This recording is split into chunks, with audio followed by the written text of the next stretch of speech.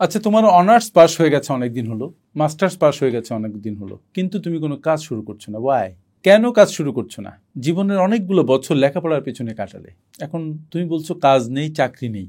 আরে বাবা, তুমি তো জানো যদি সজ্ঞানে থাকো যে দেশে চাকরির অবস্থা ভালো নয়। প্রতি মাসে 20-22 লক্ষ ছেলে মেয়ে কর্মক্ষেত্রে যোগ দিচ্ছে। এত চাকরি কোত্থেকে আসবে? আবার তোমাদের মাথার মধ্যে একটা বিষয় আছে যে আমি অনার্স পাস করেছি, মাস্টার্স পাস করেছি, আমি এত বড় শিক্ষিত হয়ে গেছি, আমি কিভাবে ছোট কাজ করব?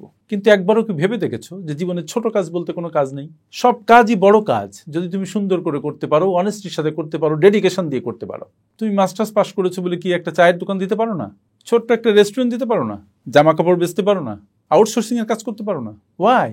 কাজ না করে তোমরা বসে আছো। কবে ভালো একটা চাকরি তুমি পাবা? কবে এক মামার সন্ধান পাবা? তারপরে সেই মামা তোমাকে একটা চাকরি দিয়ে দিবে, তারপরে তুমি চাকরি করবা। ওয়াই এই স্লেভ মেন্টালিটি কেন? আমার কথা হচ্ছে, যদি তোমার কোনো কাজ না থাকে, যে কাজ আছে পাশে, যে কাজটা করতে পারো, যার আর্থিক ভ্যালু আছে, স্টার্ট ডুইং দ্যাট। তুমি যখন কাজ শুরু করবা, সেই কাজ তোমাকে পথ দেখাবে ভালো কাজের, তোমার যুক্তিতে যেটা ভালো কাজ। তুমি ছোট্ট করে কোনো কাজ শুরু করো, সেই কাজ এক সময় তোমাকে অনেক বড় করবে। 1000 মাইলের যে জার্নি, সেটা শুরু হয় মূলত একটা স্টেপ দিয়ে। তাই যদি হয়, তাহলে তুমি ছোট্ট করে কিছু শুরু করো। Anything you want. তুমি তোমার এলাকায় দেখো, যেখানে তুমি থাকো সেদিকে দেখো কি কাজ তুমি করতে পারো। তুমি কখনো ভেবো না যেটা শিক্ষিত লোকের কাজ, এটা অশিক্ষিত লোকের কাজ। সব কাজই মানুষের।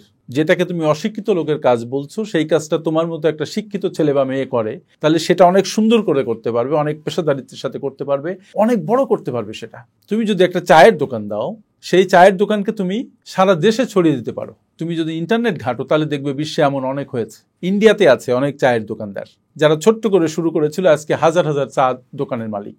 চা হচ্ছে সবচেয়ে বহুল পান করা একটা পানীয়। দেশের সব মানুষ প্রায় চা খায়। সুতরাং চায়ের ব্যবসাকে অবজ্ঞা করার কিছু নেই।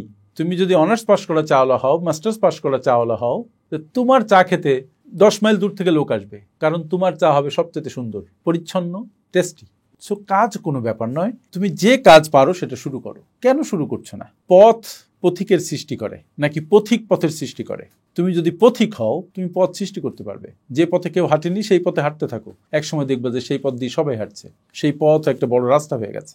সো মোটেও দেরি করো না। 1 ঘন্টা বসে থেকো না, একদিন তো দূরের কথা। তুমি যত বসে থাকবে, তত তোমার মাথায় উল্টাপাল্টা চিন্তা ভর করবে, তুমি ডিপ্রেসড হবা, তুমি পরিবারের কাছে, সমাজের কাছে একটা বোঝা হয়ে উঠবা।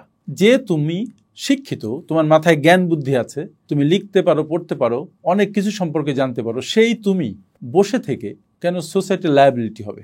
একটা পিঁপড়া পর্যন্ত তার খাবার ম্যানেজ করে ফেলতে পারে। আর আমাদের সমাজে অনেক ছেলে মেয়েরা, তারা তাদের নিজের খাবারের টাকাটাই ম্যানেজ করতে পারে না। What a shame.